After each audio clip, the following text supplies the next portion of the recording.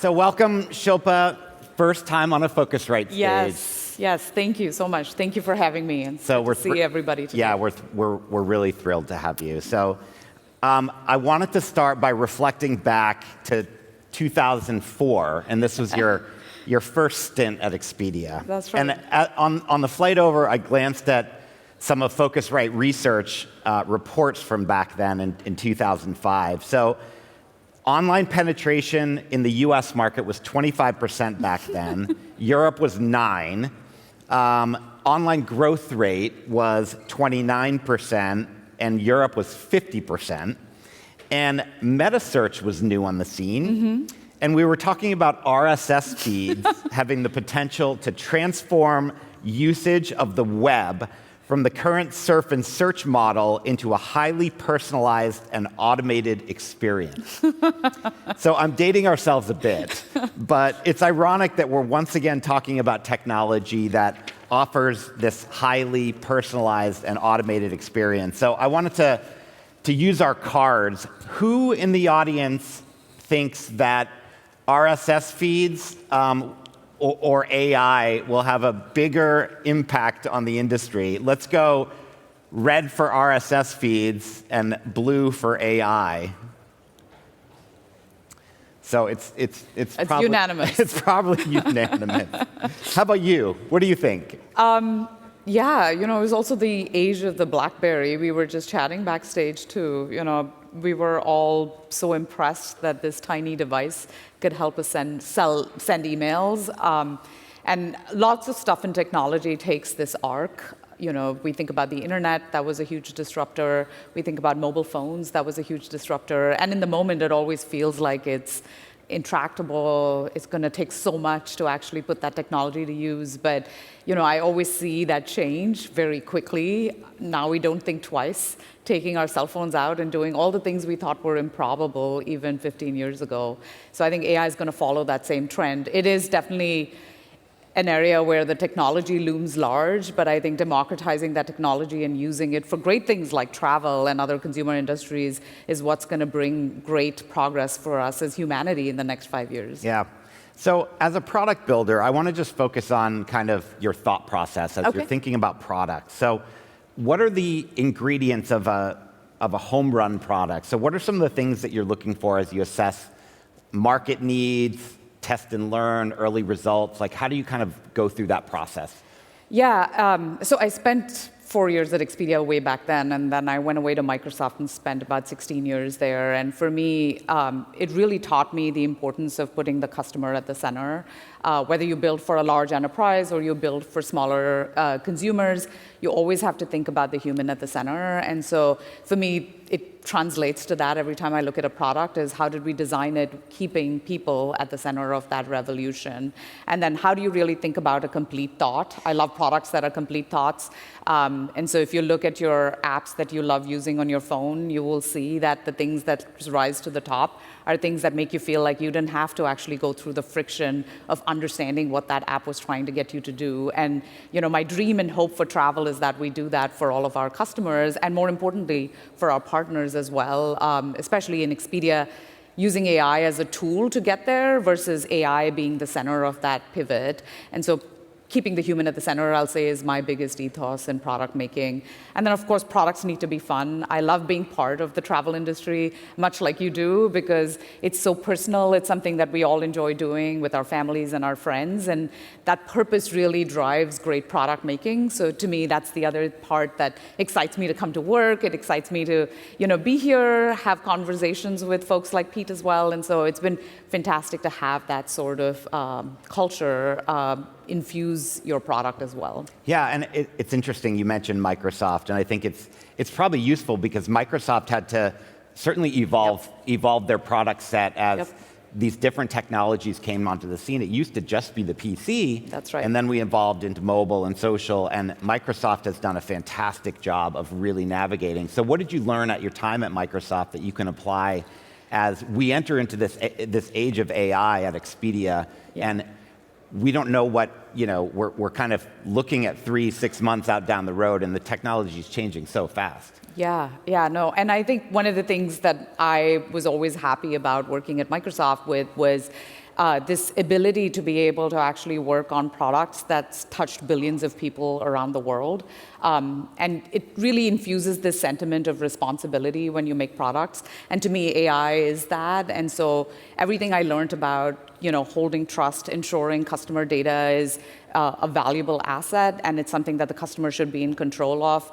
All of those things really created this incentive for me to come to Expedia and think about product making based on those tools as well as the learning I had at Microsoft. And especially with AI, I think it's very easy for it to be something we're all afraid of. But at the end of the day, I think of it as a set of tools that are available to us. And if we use those tools in service of our customers and our partners, you can make a great product that allows us to take advantage of this technology versus the technology driving the product. And so I always like to tell my team this too, like we should not use technology that's hunting for a problem. Right? Because that's something that, even at Microsoft, we learned the hard way many times was not to do that. The technology might be amazing, but if you can't apply it in a simple, easy to use and a friction-free product, you're not building an experience that people are going to love using. And so for me, that was a really great way to learn about scale, product making. And then, of course, Expedia spun off from Microsoft. So there's a lot of, grounding elements still there. Even geographically, the headquarters are in the same Pacific Northwest area. So it was really nice to be able to take some of those learnings, bring them back and forth across the little pond we have in the Pacific Northwest. Yeah. All right, so let's shift to Expedia and talk about some of the products that you've launched that are leveraging this new technology. So at last year's Explore, before you came back, Expedia launched Romy. Yep. And Romy was designed to kind of embody this, this kind of generative experience, a chat-based experience. And how are you thinking about Romy now, and how are you trying to kind of use it to act a little bit more like an agent and less like a search bot? Yeah, it's a good question. I want to maybe take a little step back and first, talk about how we're looking at generative AI and agentic AI. They're two different things. So generative AI, as an example, I might say, tell me what are the cool things I might do in Barcelona. We look at that particular question as something where it's autocomplete on steroids. Generative AI has now the ability to then respond to that prompt I gave it and be able to say things like, okay, here's a bunch of cool activities, here's some food-related recommendations, here's some restaurant-related recommendations. Very different from me saying, I'm going to Barcelona for 2 days to meet Pete. I have an evening free. I don't. I'm going to come to dinner with Pete. But if I have an evening free, can you recommend a few things to do around the hotel I'm staying at? That's very different because that becomes a goal and a mission-oriented thing that you would normally tell a person, somebody to help you with. And what agents do is this ability to take that entire project and then build a goal and a mission, and also be able to help me if something were to go wrong in my trip. So those are the two pieces. And so generative AI is a place where we already have a bunch of these features in our product. I think of this as smart filters. How many of you have had to suffer through pages and pages of search results to find confidence in knowing that the money you're paying for the hotel is the right hotel that's actually been shown to you?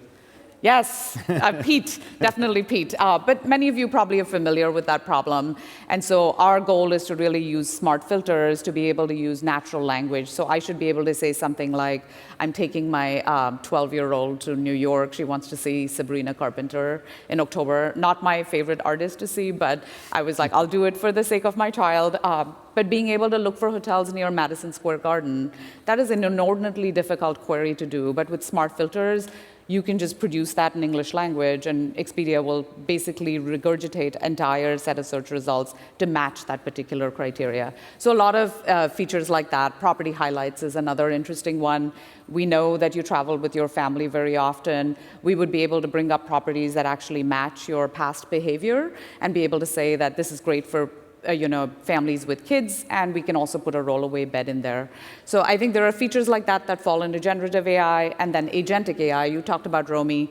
We recently launched our AI agent on Hotels.com. It merges both what Romy had, which was search and discovery, more top funnel conversational chat. It merges that with servicing. And the reason this is important is because the cognitive load on a customer to come in and say, hey, I want a brand new trip versus I have an existing trip and I need help.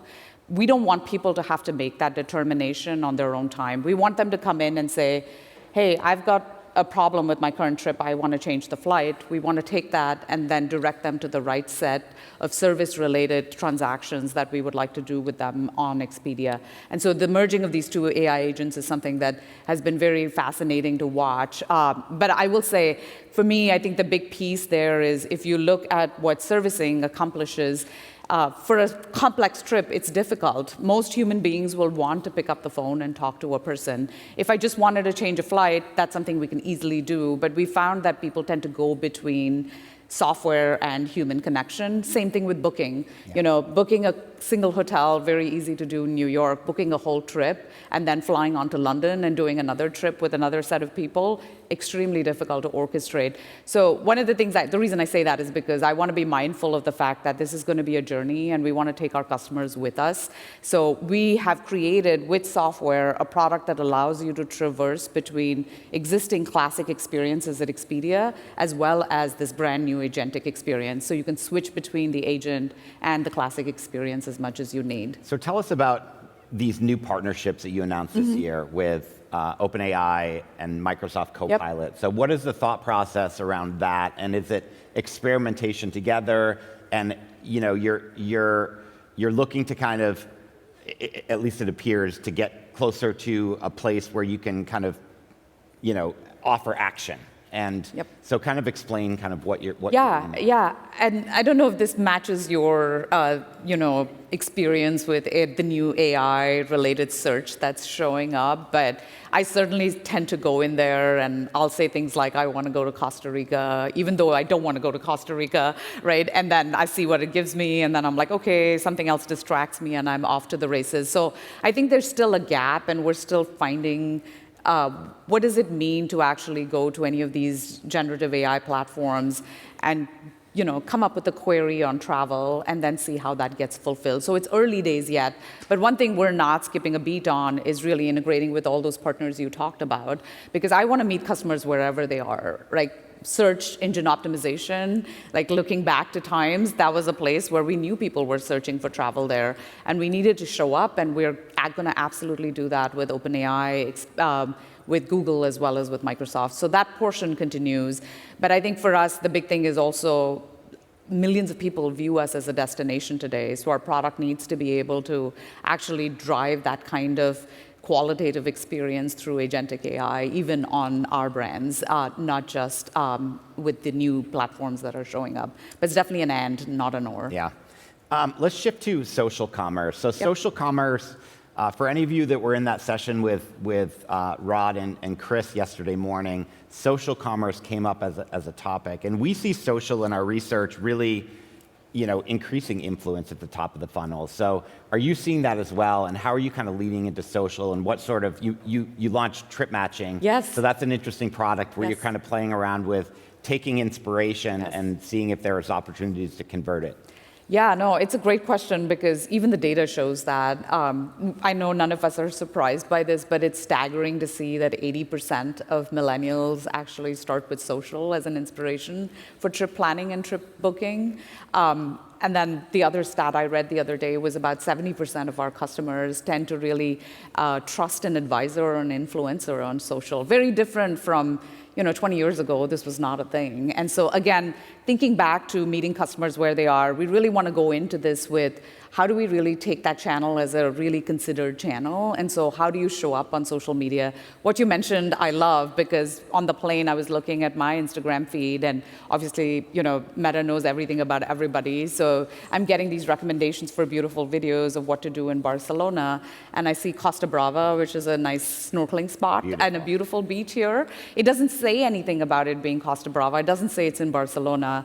All I did was basically send it as a direct message to Expedia. Anyone can do this, by the way. And Expedia returned back this beautiful itinerary with recommendations about Costa Brava and where I could go snorkeling. So this trip matching piece is, again, another way for us to meet customers where they are on these social platforms and then allow us this ability to allow them to book.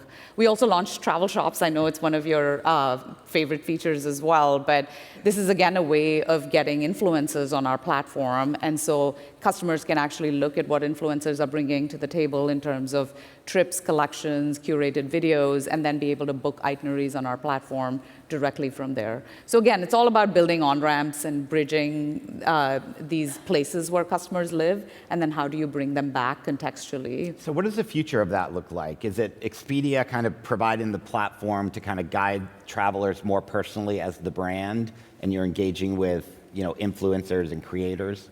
Yeah, and I think, again, like I said, it is an ecosystem, and any one of us who think about going this alone, it's going to be very difficult. And I'm a big believer in scaled platforms and a scaled ecosystem. I'm a big believer in partnerships.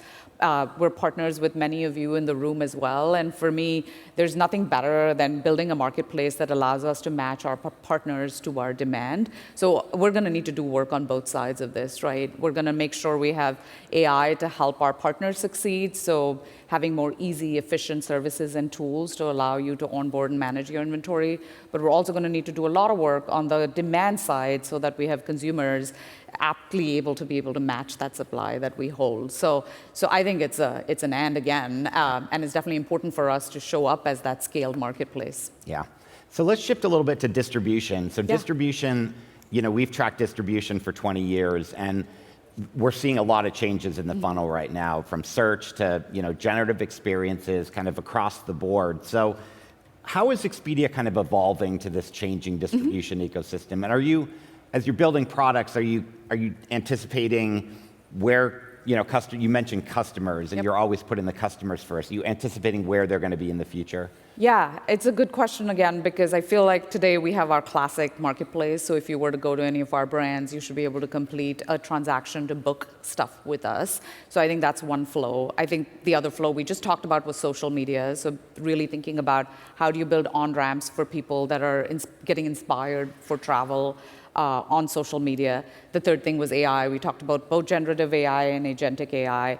And then I think the other two things I want to mention here is advertising. We haven't spoken about that. We have a rich suite of tools, platforms, and services under Expedia Group advertising that allows us to connect customers to advertisers in a really, really scaled way.